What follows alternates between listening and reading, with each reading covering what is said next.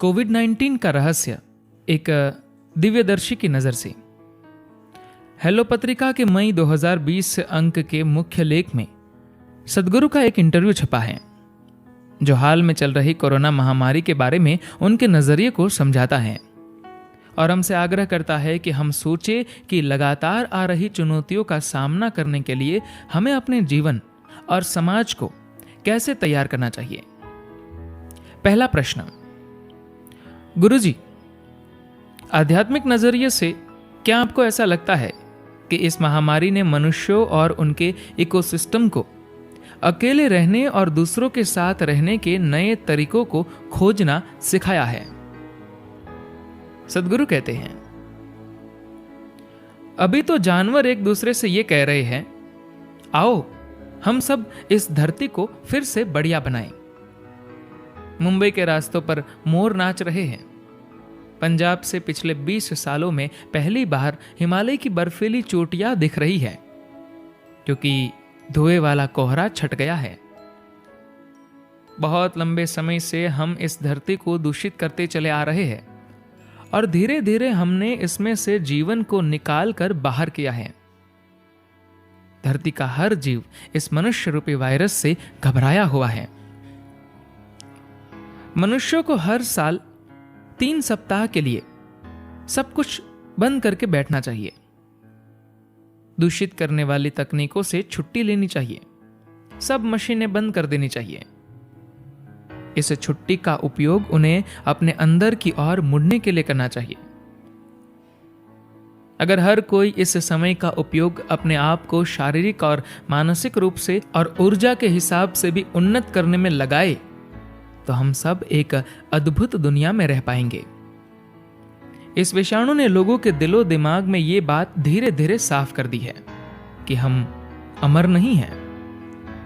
जब आप ये समझ लेते हैं कि आप भी कभी मरेंगे तो आप सहज रूप से ही अपने जीवन को सही कर लेंगे। मैं लोगों की जीवन शैली पर कोई टिप्पणी करना नहीं चाहता, पर कई बार ये मुझे आश्चर्यचकित कर देती है। मैं एक बार अमेरिका में एक मॉल में था और मैंने वहां नाक के बालों को छोटा करने वाले 20 तरह के औजार देखे। तो अब समय है जब हम अपने जीवन को ठीक करें और देखें कि क्या हम थोड़े कम के साथ जी सकते हैं। अगर आप कानून बनाते हैं तो ये बदसूरत हो सकता है, पर अगर लोग इसे जागरूकता के साथ खुद ही कर ले तो यह अद्भुत होगा।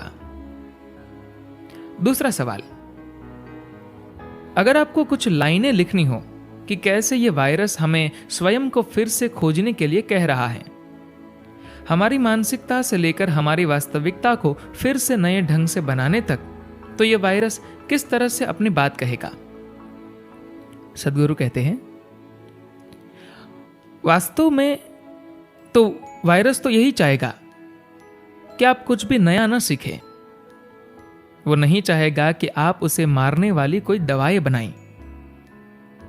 शायद ये वायरस अब तक दूसरे जानवरों में रह रहा था, पर उसकी रिहाइश कम हो गई क्योंकि हमने जानवरों को मार मार कर कम कर दिया। तो उसने हमारी तरफ आने का तय किया क्योंकि हम लोग बहुत ज्यादा हैं।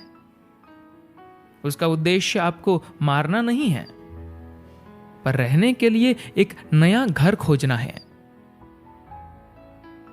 बात बस ये है कि वो इतने जहरीले ढंग से रहता है कि हम उसे सहन नहीं कर पाते और ढेर हो जाते हैं।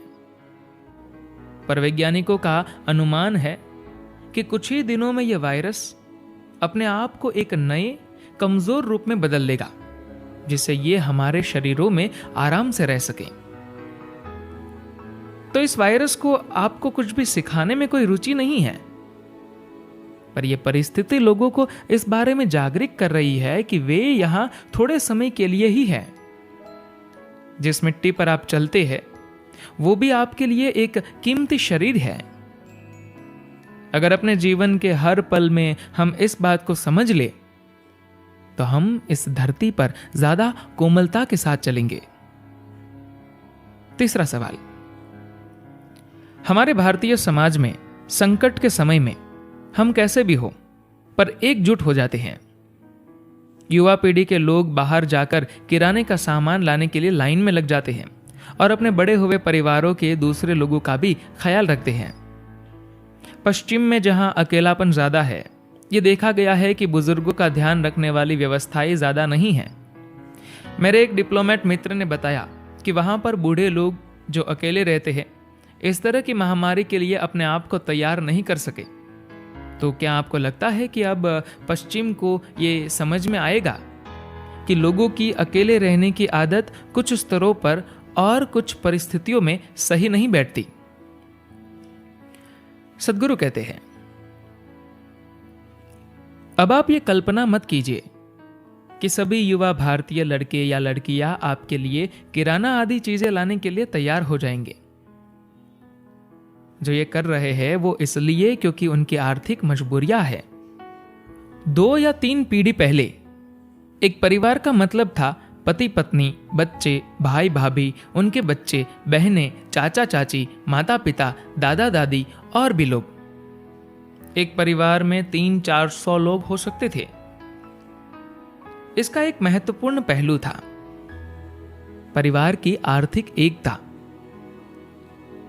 परिवार का मुखिया पूरी आर्थिक व्यवस्था पर नियंत्रण रखता था, तो सब लोग साथ साथ रहते थे, नहीं तो वे बेसहारा असहाय हो जाते।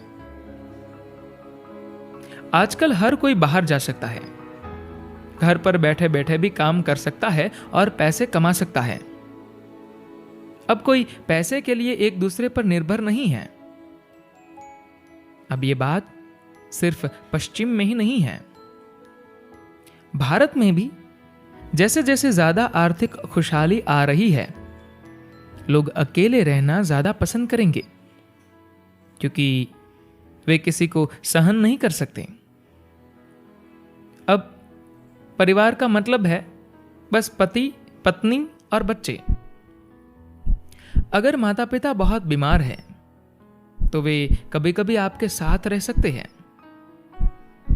पश्चिम में तो शायद ये बात और आगे चली गई है। वहां अब परिवार का मतलब है बस एक व्यक्ति, पुरुष या स्त्री और एक बच्चा। एक खास उम्र के बाद लोगों को उनके हाल पर छोड़ दिया जाता है। सामुदायिक घरों में रहने वाले लोगों को भी मेडिकल देखभाल मिल सकती है, पर समावेशी वातावरण कहीं नहीं है। अब हमें गंभीरता से स्वीकार कर लेना चाहिए कि मनुष्यों के परिवार और समाज अभी भी जरूरत के हिसाब से ही चलते हैं। अगर कोई जरूरत नहीं है तो ये बिखर जाएंगे। इसलिए एक जागरूक समाज बनाना बहुत जरूरी है, जहां हर कोई अपनी इच्छा और समावेशी भावना के कारण साथ साथ हो। बहुत से परिवारों में ऐसा है, पर दुर्भाग्यवश कई सारे परिवारों में अब ऐसी बात नहीं रह गई है। चौथा प्रश्न, इस महामारी के बारे में आपको कौन सी सबसे ज्यादा शक्तिशाली बात पता चली है? चूंकि आपकी जीवन कथा वाली एक किताब कहती है कि आप महादेव के साथ सीधे संपर्क में हैं, तो उन्होंने इस घटना के बारे में और हमारे इतिहास में इसके असर के बारे में क्या बताया है?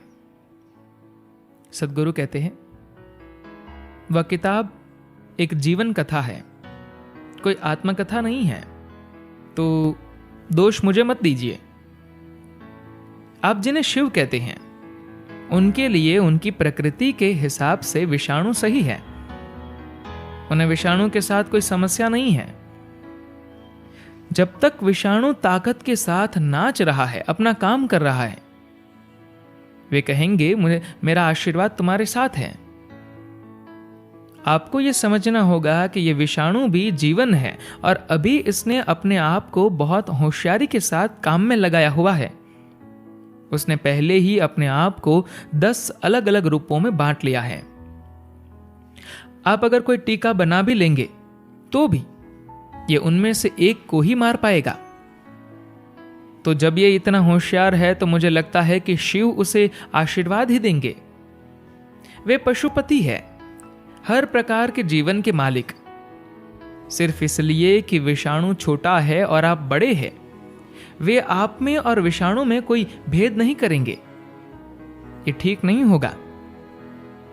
तो बेहतर ये होगा कि आप अपने दिमाग को सही करें, अपनी जिम्मेदारी सही ढंग से निभाए और विषाणु को हराए। इस समय में आपको सामाजिक दूरी बनाए रखनी चाहिए, जैसे शिव रखते हैं। अगर हर कोई अकेला बैठे और 15 दिन तक ध्यान करे तो यह विषाणु चला जाएगा। हमें किसी सरकार द्वारा लगाए हुए लॉकडाउन की जरूरत नहीं है, बस जिम्मेदार एकांत की जरूरत है। धन्यवाद।